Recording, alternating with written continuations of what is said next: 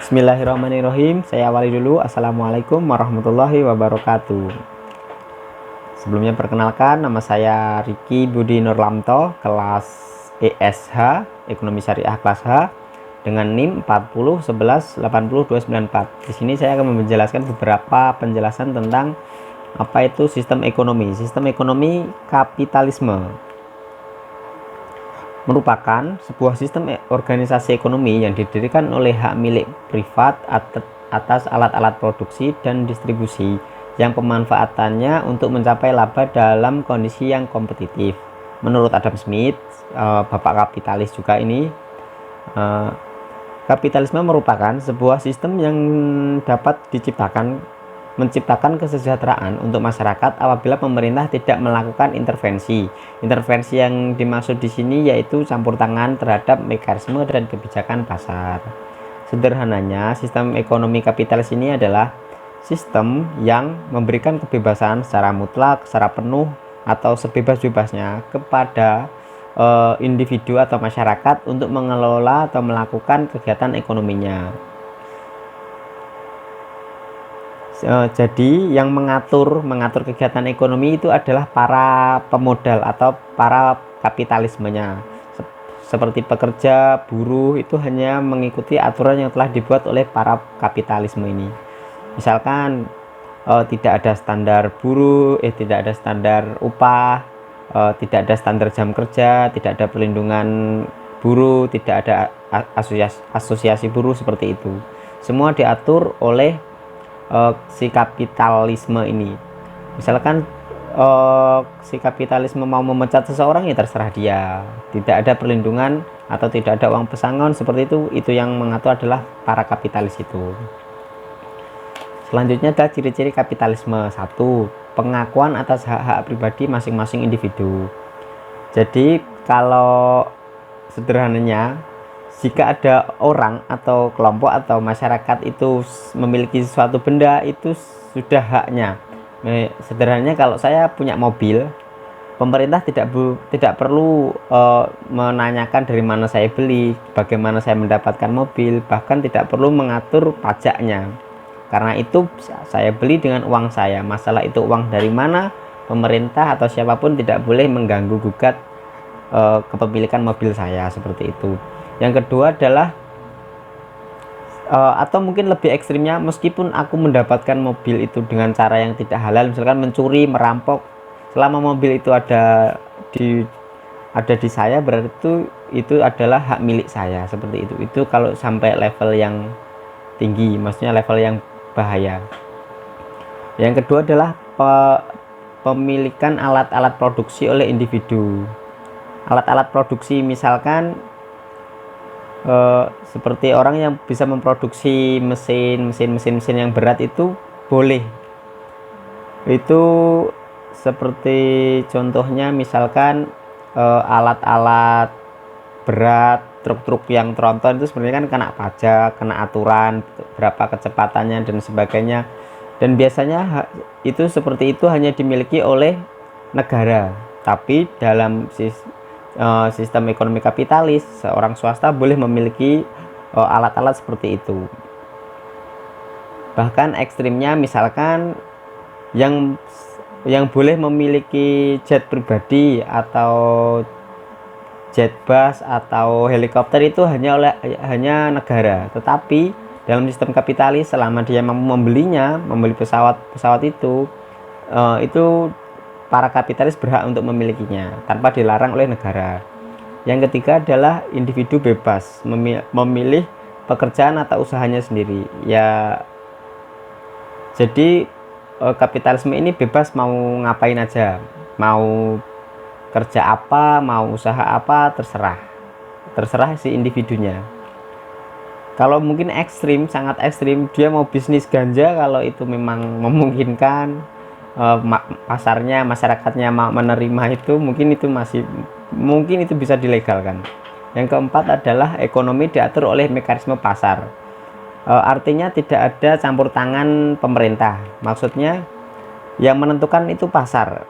Misalkan si penjual menghendaki harga suatu barang 10.000, Sedangkan padahal kalau 10.000 itu sebenarnya terlalu mahal, atau si pembelinya menghendaki 5.000, atau bagaimana ketemu angkanya atau ketemu nilai harga kesepakatannya, itu terserah di pasar. Contoh kalau seperti gas LPG itu kan yang warna hijau itu kan dia ada standar harganya ya, misalkan 19.000, 20.000.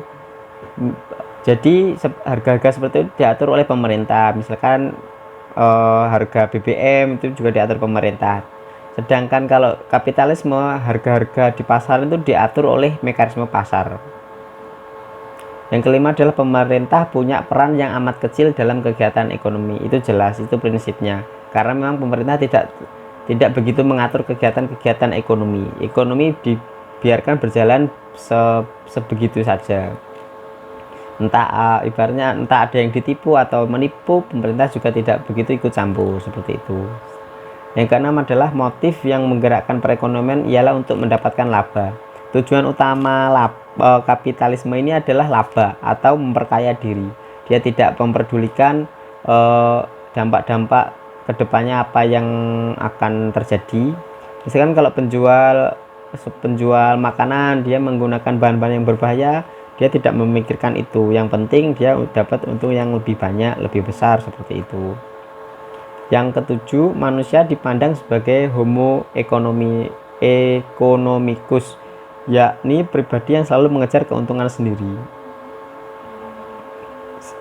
Ciri-cirinya seperti itu juga, seolah-olah keuntungan itu menjadi target utama setiap individu. Yang kedelapan adalah paham individualisme didasarkan materialisme atau hedonisme atau warisan zaman Yunani kuno.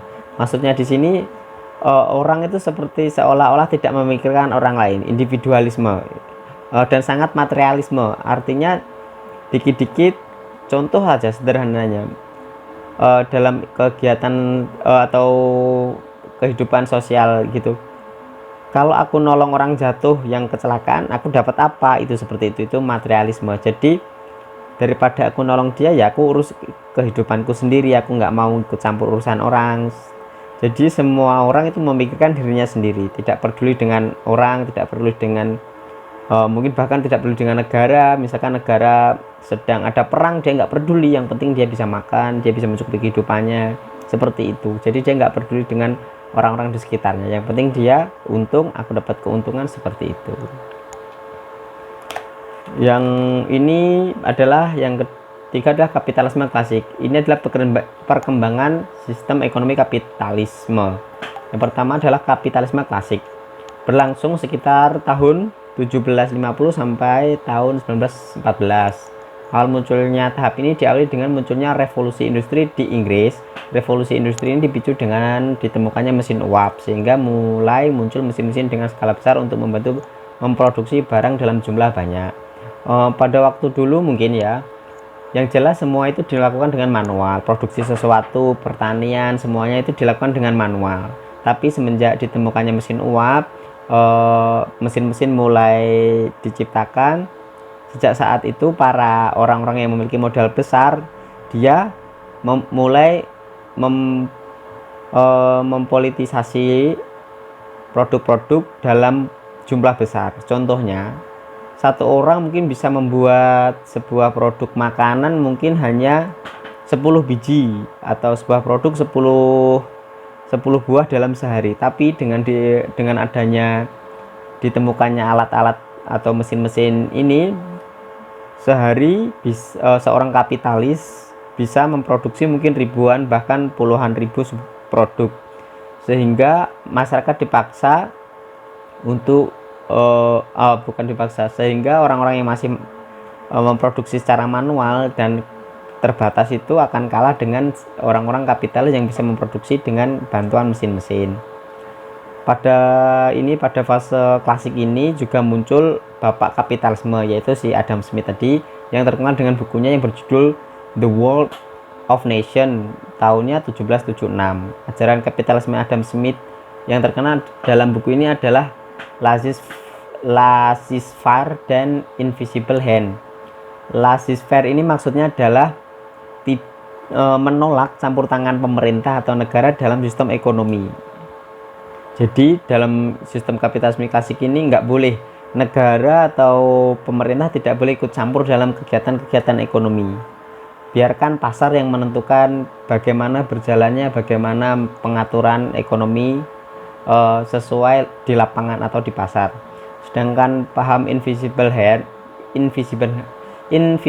ini artinya manusia itu memiliki dorongan sendiri untuk melakukan apa yang terbaik untuk dirinya. Jadi paham ini meyakini bahwa orang itu atau individu itu memiliki nalurinya sendiri untuk menjalankan kehidupan ekonominya seperti itu. Adam Smith mengemukakan 5 teori dari kapitalisme, yaitu pengakuan hak milik pribadi tanpa batas-batas tertentu seperti tadi. Yang kedua, pengakuan hak pribadi untuk melakukan kegiatan ekonomi demi meningkatkan status sosial ekonomi. Jadi kegiatan ekonomi itu ditujukan untuk meningkatkan status sosial ekonominya. Yang ketiga adalah pengakuan adanya motivasi ekonomi dalam bentuk semangat meraih keuntungan semaksimal mungkin. Yang keempat, kebebasan melakukan kompetisi. Yang kelima, mengakui hukum ekonomi pasar bebas dan mekanisme pasar. Intinya dari 5 teori kapitalisme ini, Adam Smith ini menyatakan bahwa seorang individu itu bebas melakukan apa aja dalam kegiatan ekonomi. Yang penting tujuannya adalah keuntungan, meningkatnya status sosial, dan yang dijadikan pegangan oleh si Adam Smith ini atau pemeluk kapitalisme ini, yaitu adalah hukum ekonomi pasar bebas, atau semua tergantung di lapangan atau di pasar. Misalkan ada penimbunan, mau ada sistem penimbunan, mau ada sistem penipuan atau apapun, biarkan pasar yang berjalan. Seperti itu. Yang ini perkembangan kapitalisme di Indonesia. Masuknya sistem ekonomi kapitalisme di Indonesia dimulai sejak zaman penjajahan Belanda, di mana para penduduk pribumi atau pribumi Indonesia dijadikan buruh di negerinya sendiri. Saat itu para penjajah menggunakan sistem tanam paksa, di mana para penduduk dipaksa untuk bekerja di perkebunan yang memiliki nilai jual tinggi. Waktu itu jadi sistem kapitalisme di Indonesia itu sejak zaman Belanda, dan para pribumi itu dipaksa menanam tanaman yang dibutuhkan oleh penjajah Belanda. Misal waktu itu mungkin khususnya rempah-rempah ya. Jadi di Indonesia nggak perlu menanam sesuatu sesuai keinginannya pribumi, misalkan jagung atau beras, tetapi mereka dipaksa untuk menanam tanaman yang yaitu rempah-rempah, yang mungkin saat itu rempah-rempah itu tidak begitu dibutuhkan oleh bangsa kita atau rakyat Indonesia waktu itu. Yang penting kebutuhan si Belanda akan rempah-rempah seperti itu bisa terpenuhi. Dan tanam paksa di sini mungkin mereka para pribumi zaman dulu juga mungkin ya seperti yang kita tahu, disiksa, tidak dibayar, tidak diupah, kalau membangkang mungkin bisa dibunuh. Selanjutnya, para penjajah mencari keuntungan sebesar-besarnya dengan mengeruk kekayaan alam bangsa Indonesia dengan modal yang sedikit, yaitu dengan menggunakan tenaga kerja dari Indonesia untuk mendapatkan keuntungan yang sebesar-besarnya. Itu sekali lagi kapitalisme di Indonesia dikenalkan oleh penjajah Belanda dengan tujuan apa? Si penjajah Belandanya hanya ingin mencari keuntungan sebesar-besarnya dengan memanfaatkan sistem tanam paksa kepada pribumi di Indonesia. Itu sejarah kapitalisme yang di Indonesia ya.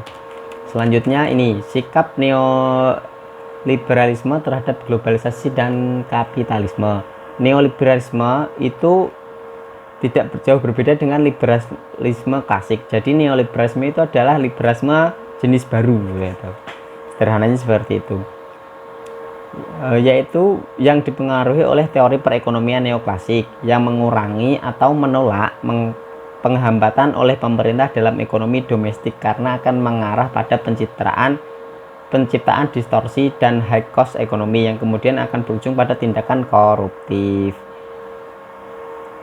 Paham ini memfokuskan pada pasar bebas dan perdagangan bebas, merobohkan hambatan untuk perdagangan internasional dan investasi agar semua negara bisa mendapatkan keuntungan dari meningkatnya standar hidup masyarakat atau rakyat sebuah negara, dan modernisasi melalui peningkatan efisiensi perdagangan dan mengalirnya investasi. Nah, maksudnya di sini neoliberalisme ini menolak apa itu campur tangan pemerintah dalam ekonomi domestik.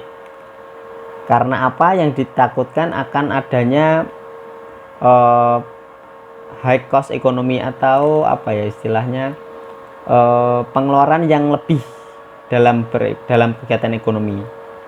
Dan yang pada ujung-ujungnya saat negara itu campur tangan, pasti uang yang dikelola oleh negara itu akan dikorupsi, seperti itu yang dipahami apa itu atau sikap neoliberalisme.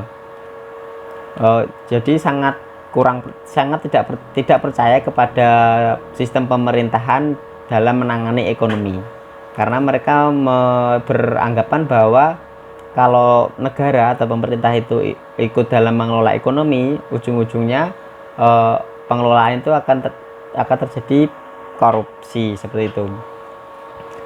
Paham ini tuh memfokuskan pada pasar bebas dan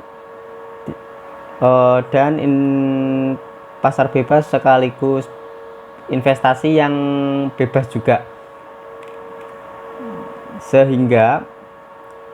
sehingga setiap negara atau setiap orang di seluruh dunia itu berhak menikmati keuntungan atas meningkatnya standar hidup masyarakat atau rakyat di seluruh dunia, dan modernisasi melalui peningkatan efisien perdagangan dan mengalirnya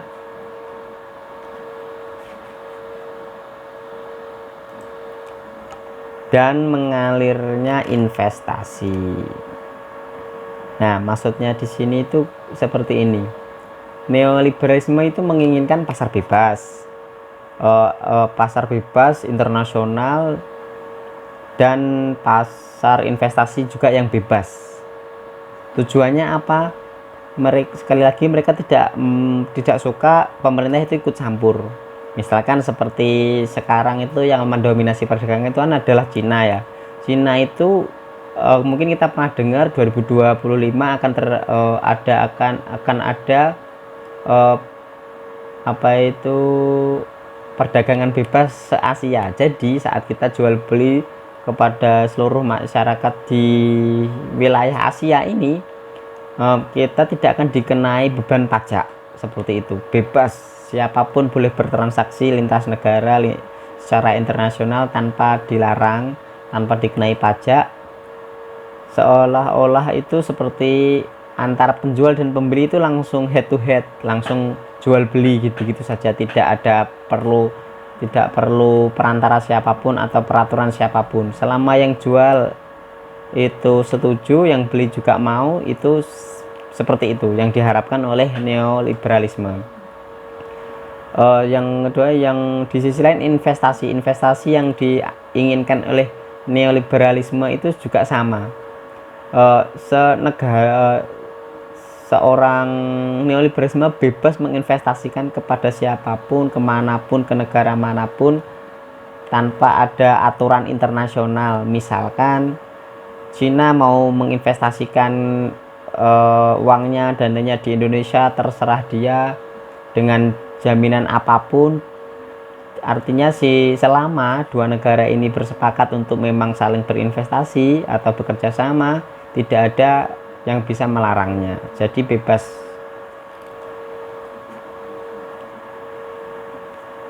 Contoh atau mungkin yang lebih ekstrim, bangsa Indonesia kan mengecam atau menolak hubungan internasional dengan Israel. Tapi kalau ini diterapkan di Indonesia, sistem neoliberalisme diterapkan di Indonesia, mungkin Israel bisa menginvestasikan uangnya atau dana mereka di Indonesia kepada misalkan pengusaha di Indonesia, padahal secara aturan negara itu tidak boleh. Jadi neoliberalisme ini membebaskan seseorang untuk berinvestasi secara internasional kepada siapapun di negara manapun, seperti itu. Meskipun negaranya misalkan dua negara antara Israel dan Indonesia tidak lagi baik, tidak rukun, tapi kalau neoliberalisme ini dijalankan, individu di dalam dua negara ini bisa bebas untuk saling berhubungan. Negara tidak bisa ikut campur dalam hubungan dua individu antar negara ini. Yang kedua adalah sikap reformis terhadap globalisasi dan kapitalisme. Reformisme adalah keyakinan bahwa perubahan secara bertahap melalui serta di dalam institusi yang ada secara pasti dapat mengubah sistem ekonomi dan struktur politik fundamental masyarakat. Hipotesis mengenai perubahan sosial ini tumbuh dari perlawanan kepada sosialisme revolusioner yang berpendapat bahwa revolusi diperlukan untuk terjadinya perubahan struktural secara fundamental. Reformisme harus dibedakan dari reformasi pragmatis. Reformisme adalah pendapat bahwa suatu akumulasi reformasi dapat menyebabkan terbentuknya sistem sosial ekonomi yang sama sekali berbeda dengan bentuk saat ini dari kapitalisme dan demokrasi. Sedangkan reformasi pragmatis mewakili upaya untuk menjaga status quo terhadap perubahan fundamental dan struktural. Jadi kata kunci dari sikap reformasi itu kan adanya ada pembaharuan. Maksudnya sikap-sikap orang yang mau terbuka terhadap globalisasi dan kapitalisme. Misalkan kalau kita harus mengikuti pembaharuan, para orang-orang yang suka pembaharuan, misalkan memang ini zamannya globalisasi, tidak menolak dan tapi juga tidak menerima secara mentah-mentah. Reformisme ini akan menyaring mana yang cocok untuk dia atau negara tersebut, mana yang tidak, seperti itu. Sehingga bisa mengambil atau menyaring hal-hal yang baik dan membuang yang negatif. Reformisme terhadap kapitalisme itu juga tidak seburuk yang mungkin sudah saya jelaskan, yaitu kebebasan, semua serba bebas. Tidak.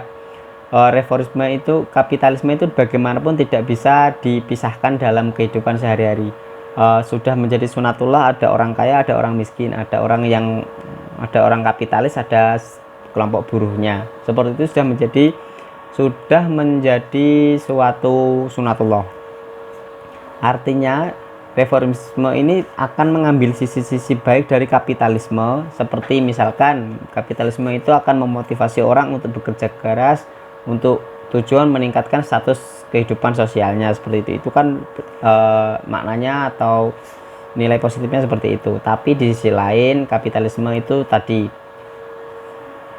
hanya bertujuan untuk memperkaya diri, tidak peduli dengan orang lain. Hal seperti ini yang orang-orang reformisme itu akan tidak ambil, seperti itu.